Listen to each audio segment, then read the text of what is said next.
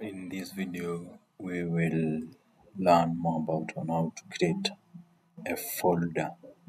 First of all, you move on your desktop, move your cursor somewhere where there is no app icon, then right click, then navigate up to the new, then move to the folder, click on it, then type the name of your folder as you prefer. Then let's name mine as mask. Add enter.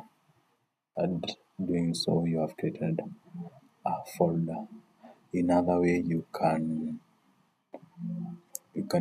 control shift and then name your folder. You can name it as you wish.